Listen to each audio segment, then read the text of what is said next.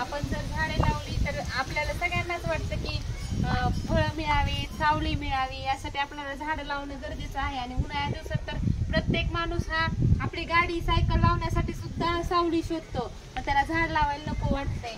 तर यावेळेस महाराष्ट्र शासनाने एक उपक्रम राबवलेला आहे, एक झाड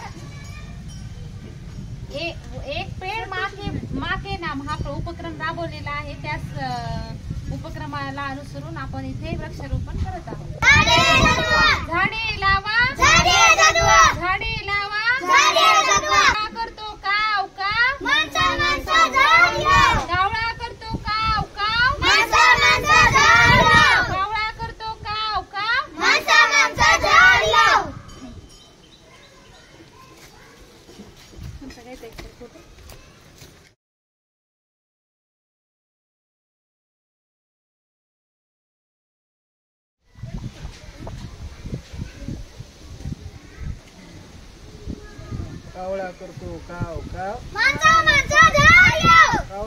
काव काव, कावळा करतो काव काव, कावळा करतो काव काव.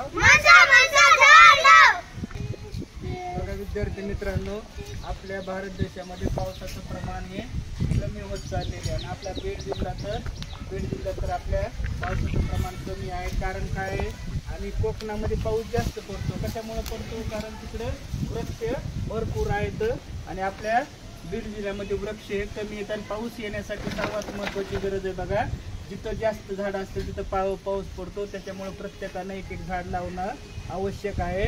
आणि त्याचबरोबर आपल्याला शुद्ध ऑक्सिजनचा पुरवठा होण्यासाठी सुद्धा झाडाची फार आवश्यकता असते. त्यामुळं आपण सर्वांनी, आपण शाळेत झाडं लावायला प्रत्येकानं आपल्या आपल्या घरी एक झाड लावायचं. कावळा करतो काव काव, कावळा करतो काव काव, कावळा करतो काव काव.